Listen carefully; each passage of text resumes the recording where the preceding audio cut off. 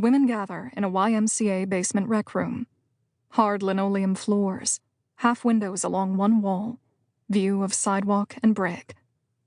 It's a Friday, just after 6, and above them the city of New York bustles.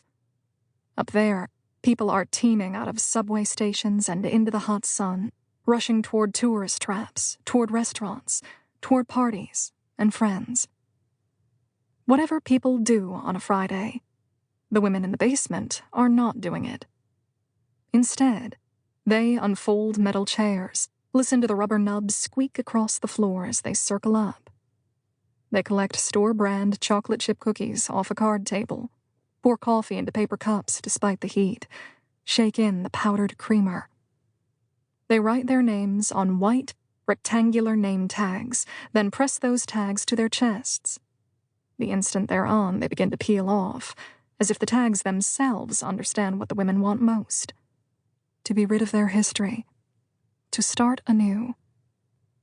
But they can't outrun their names, and they can't outrun their stories. They had all been blind CC'd on the same email. Personal trauma, public figure, the subject heading read. Unusual story, the email asked. It continued with more questions. Did they feel alone or misunderstood? Could they identify with certain symptoms? Recurring nightmares, intrusive thoughts, numbness, self-destructive behavior, anger, sadness, guilt, shame? Were they interested in free, experimental group therapy? Would they like to schedule a screening? They would not. Bernice had read the email, then deleted it. Gretel had marked it as spam. Ruby had read half of it, then marked it as unread, where it joined over 5,000 other unread emails. Ashlee didn't even see it because she was trying to avoid the internet. Raina read the message, then left it in her inbox, where it fell lower and lower in the queue until it disappeared from the first page entirely.